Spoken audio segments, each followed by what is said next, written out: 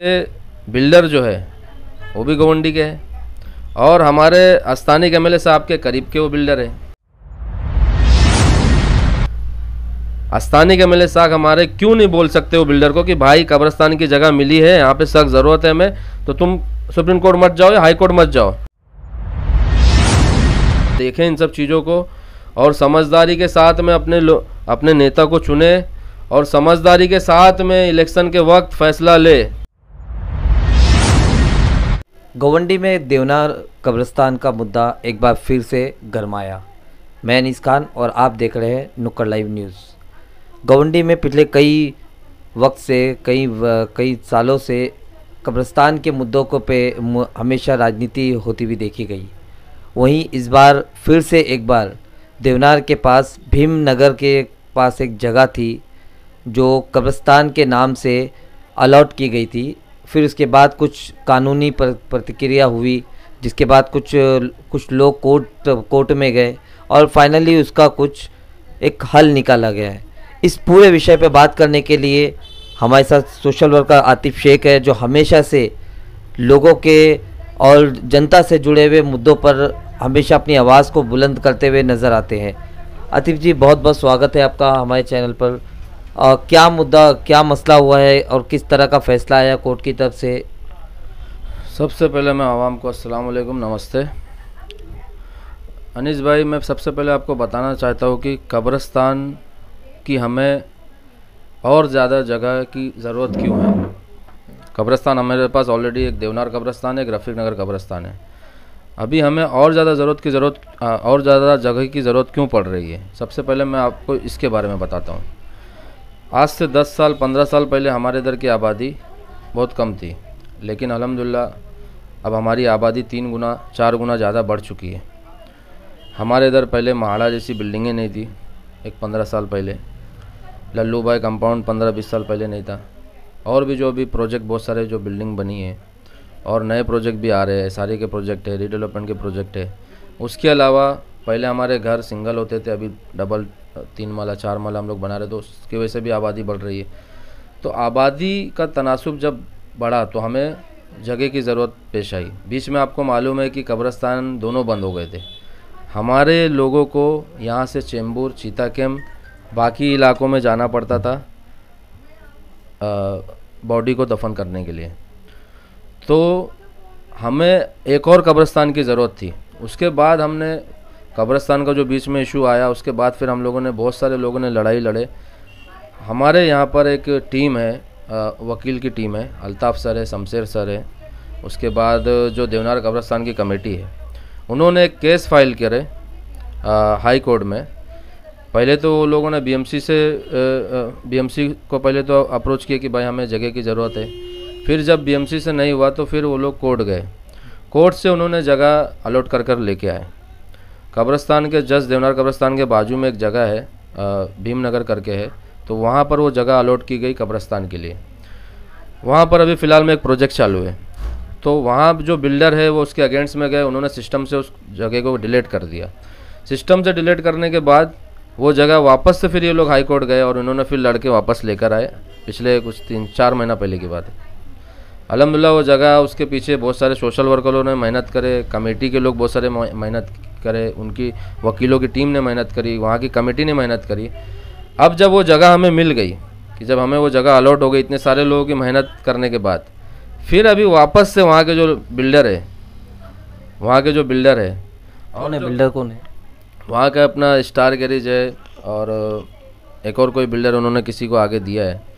तो ये लोग फिर वापस से सुप्रीम कोर्ट चले गए। जब हाई कोर्ट से इनसे नहीं हुआ, मेरा सवाल ये है कि बिल्डर जो है वो भी गवंडी के है और हमारे स्थानीय एमएलए साहब के करीब के वो बिल्डर है। इससे पहले भी जब जगह अलॉट हुई, ये सबको मालूम है, पूरी गवंडी को मालूम है कि वो बिल्डर कौन है और वो कितने करीब के हैं। तो मेरा सवाल ये है कि इससे पहले जब वो जगह अलॉट हुई तभी भी आप हाई कोर्ट गए, उसको सिस्टम से डिलीट कर दिए। फिर हमारे वकील भाइयों ने उसको वापस से फाइट किए। फाइट करने के बाद बहुत सारे सोशल वर्करों ने उसके पीछे मेहनत करे। उसके बाद में फिर वो सिस्टम से डिलीट होने का, फिर इन्होंने लड़के लेके आए। अब जब वापस से वो जगह हमको मिल गई हाई कोर्ट से, तो अब आप सुप्रीम कोर्ट चले गए। तो सुप्रीम कोर्ट जाने के बाद अभी सुप्रीम कोर्ट ने इनका जो पिटिशन इन्होंने दाखिल किए थे कि वो जगह को रिजेक्ट करो, वो जगह पे वो जगह कब्रिस्तान के लिए जो अलॉट हुई उसको रिजेक्ट कर दो, तो अल्हम्दुलिल्लाह सुप्रीम कोर्ट ने भी उस पिटिशन को वापस से रिजेक्ट कर दी, बिल्डर की क्या क्या वजह हो सकती है जो बार बार, ये तो मुस्लिम कम्युनिटी के लिए बहुत ज़रूरी चीज़ है, कब्रिस्तान जैसी चीज़ है, तो इस पे इस तरह की राजनीति कहे या इस तरह से हरकतें क्यों हो रही होगी? बोलने का मकसद मेरा यही है ना कि हम सबको मरकर कहाँ जाना है, हमारा असली घर क्या है? हमारा असली घर कब्र है। जो भी हमारी ज़िंदगी, किसी को किसी की ज़िंदगी का मौत का कोई भरोसा नहीं है, तो हमारी जो भी चंद दिनों की ज़िंदगी है उसके बाद हमें जाना है कब्र में, और हर किसी को जाना है। कोई दुनिया में नहीं बोल सकता कि मेरे को मरना नहीं, हर किसी को मरना, हर शय को मौत है। तो जो हमारा असली घर है और हमारे इलाके के लोग जिस वजह से ज़्यादा परेशान थे बीच में कि यहाँ से चेंबूर जा रहे, अपना छेड़ा नगर जा रहे दफन करने के लिए, चीता कैम्प जा रहे, बेचारे कितना लंबा डिस्टेंस है, वहाँ जाकर वो लोगों ने अपनी बॉडी को दफन किए, अपने घर के, अपने जो उनके दिल के करीब के लोग थे उनको उठाकर लेके जाना, किसी को टेम्पू में लेके गए, कोई ठेले पर उसके गाड़ी पर लेके गया, कोई कैसा लेके गया, कभी पब्लिक रहती है मैयत में, कभी नहीं रहती है। तो इतनी सारी तकलीफ़ों के बाद हमें एक कब्रिस्तान मिला और उसको वापस से ये लोग ने चैलेंज किए सुप्रीम कोर्ट में। हमारी जो वकील की टीम है और जो कमेटी है देवनार कब्रिस्तान की और जो भी सोशल वर्कर लोग, मैं सबको मुबारकबाद देता हूँ कि अल्हम्दुलिल्लाह वापस से इनको जो है ना, इनके जो पिटिशन थे वो रिजेक्ट हो गई। और सभी की मेहनत को मैं सराहना करता हूँ कि अल्हम्दुलिल्लाह सब ने मेहनत की, बहुत सारे लोगों की मेहनत है। कुछ लोग मीडिया के सामने आकर बात किए, कुछ पीछे से भी बहुत सारे लोगों ने इसमें मेहनत की है, अपने अपने NGOs के लेटर दिए, कमेटी के लेटर दिए, मस्जिद मदरसों के लोगों ने लेटर दिए। तो हमारे जो वकील भाई थे उन्होंने फिर उसको पूरा एक बंच बना के कोर्ट में पेश किया कि देखो इतनी सारे लोगों की ये मांग है कि यहाँ पर कब्रिस्तान की जगह हमको मिले, तो अल्हम्दुलिल्लाह वो जगह मिली। तो मेरा बोलने का मकसद ये है कि अल्हम्दुलिल्लाह कब्रिस्तान की जगह अब हमें अलॉट हो गई है। मेरा सवाल ये है कि आप लोग जो भी मुझे सुन रहे हैं कि हमारे अस्थानी के MLA साहब और जो बिल्डर है, अस्थानी के MLA साहब हमारे क्यों नहीं बोल सकते वो बिल्डर को कि भाई कब्रिस्तान की जगह मिली है, यहाँ पे सख्त ज़रूरत है हमें, तो तुम सुप्रीम कोर्ट मत जाओ या हाई कोर्ट मत जाओ। हाई कोर्ट जाने के बाद अब वो सुप्रीम कोर्ट चले गए। माशाल्लाह हमारे वकील भाइयों ने वो उस जंग को जो है लड़े, अल्हम्दुलिल्लाह पूरी ईमानदारी के साथ कि वो सुप्रीम कोर्ट में भी उनकी पिटिशन जो है रिजेक्ट हुई। तो बस मेरा बोलना यही है कि इस तरीके की चीज़ें जो हो रही है, आवाम जो है वो देखें इन सब चीज़ों को और समझदारी के साथ में अपने नेता को चुने और समझदारी के साथ में इलेक्शन के वक्त फैसला ले। मेरा बोलने का मकसद ये। आपको क्या लगता है कब्रिस्तान के साथ राजनीति हो रही है? हकीकत में राजनीति हो रही है। एक तरफ हमें बोला जा रहा है कि हम कब्रिस्तान लेकर आएंगे, दूसरी तरफ फिर इस तरह की चीज़ें, तो कहीं ना कहीं ये बहुत गलत है। और मैं सभी लोगों को ये बोलना चाहता हूँ मेरे भाइयों कि देखो जिन लोगों ने भी इसके पीछे मेहनत की है, मुझे आज बोलना पड़ रहा है, मुझे आज मीडिया के सामने आकर ये बोलना पड़ रहा है ताकि आप लोगों को पता चले कि आपके साथ में क्या हो रहा है। बहुत सारे लोग नहीं बोल पा रहे बेचारे, वो नहीं हिम्मत कर पा रहे, या जो भी उनके रीज़न है वो बेचारे जो भी चीज़ों में है वो कुछ ना कुछ हर किसी के मसले मसाइल रहते हैं, वो नहीं सामने आ रहे। जो टीम ने काम करी वो भी बेचारे अभी तक उनकी भी कोई बाइट नहीं आई मीडिया से। मैं उनके कांटेक्ट में हूँ, लेकिन मुझे ऐसा लगा कि मुझे बताना चाहिए लोगों को कि देखो हमारे साथ क्या खेल हो रहा है। हमारी जो बेसिक ज़रूरतें हैं वो बेसिक ज़रूरतें हमें मिल नहीं रही है। जब कोई तीसरा उसके लिए फ़ाइट कर रहा है और उसको लेकर आ रहा है, तुम उसके अगेंस्ट में कोर्ट में जा रहे हो, कितनी शर्म की बात है ये। तो बस मेरा बोलना यही है कि आप लोग इन सब चीज़ों को ध्यान में रखो और जो लोग भी आपके लिए काम कर रहे हैं, लड़ रहे हैं, उनके साथ में आप खड़े रहो, कंधे से कंधा मिला के उनके साथ में खड़े रहो और उनको हिम्मत दो, उनको ताकत दो कि आगे भी और बहुत सारे काम करें। हम लोगों ने कब्रिस्तान के लिए, हमारे साथ में टीम थी बहुत बड़ी, वकील की भी टीम थी, सोशल वर्कर बहुत सारे थे हमारे साथ में, हम लोगों ने बहुत फाइट किए इसके पीछे। हमने मट्टी से लेकर हर चीज़ लोगों के सामने लेकर आए कि किस तरह से वहाँ पर मट्टी के अंदर करप्शन हुआ, कब्रिस्तान के काम में किस तरह से करप्शन हुआ, सारी चीज़ों को हमने लेके आया। उसके बाद BMC हरकत में आई और BMC कमिश्नर हरकत में आया। उसके बाद बहुत सारी चीज़ें हमारे इलाके में कब्रिस्तान से रिलेटेड जो है वो चीज़ें सही हुई। अब जो जगह हमें मिली थी उसके खिलाफ में भी ये लोग इस तरह की हरकत कर रहे हैं, तो ये बहुत शर्म की बात है। बस मुझे यही बोलना है अनीस भाई, मैं लोगों को यही कहना चाहता हूँ कि जो भी आपके लिए लड़ रहा है आप उनके साथ में खड़े रहो।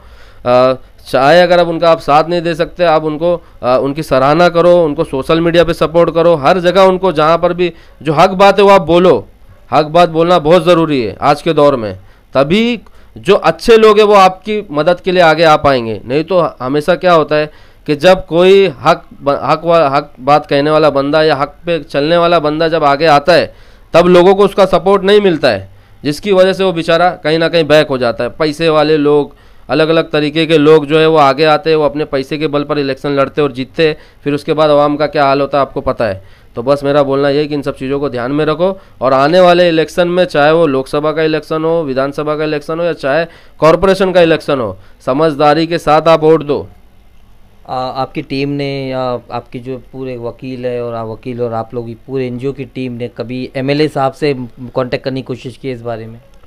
देखिए, एमएलए साहब का काम है। मैं आपको आज इस बारे में बोलना चाहता हूँ कि जो भी मसले मसाइल हम लोग उठाते हैं, तो आप यहाँ के स्थानीय एमएलए साहब और लोगों ने आपको चुन के दिया है, आपका काम है कि आप हमें बुलाकर बात करो, ये आपकी जिम्मेदारी बनती है। लेकिन आप कभी किसी को बुलाते नहीं हो, कभी कोई बात नहीं करते, उल्टा अगेंस्ट में आप लोग बात करते हो, एक मसले को गुमराह करना चालू कर देते हो कि नहीं ये ऐसा था वैसा था।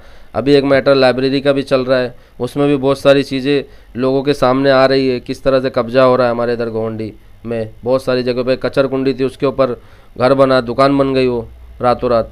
तो ये बहुत सारी चीज़ें हैं। तो मेरा बोलना यही है कि अगर आप यहाँ के जिम्मेदार हो, आपको हमने चुन के लेके आए हैं यहाँ के लोगों ने, तो कोई भी अगर मसला मुद्दा उठाए, मैं आपको डायरेक्ट बोलना चाहता हूँ ये कि कोई भी अगर मसला मुद्दा अगर उठाता है तो मेरी आपसे रिक्वेस्ट है कि आप उसे बुलाकर बात करो। आप उससे पूछो कि बेटा ये क्या है, बेटा ये क्या मसला है, बता मुझे, मैं सॉल्व करता हूँ इसको। बेटा ये मसला क्या है, इसको बताओ, मैं सॉल्व करता हूँ। आप इस तरह का व्यवहार करो।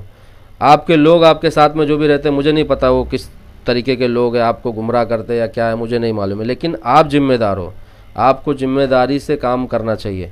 कोई भी मसले मसाइल अगर यहाँ पर आ रहे हैं, आप खुद बुला कर उनसे बात करो, तभी एक आप अच्छे लीडर बन पाओगे मेरे हिसाब से।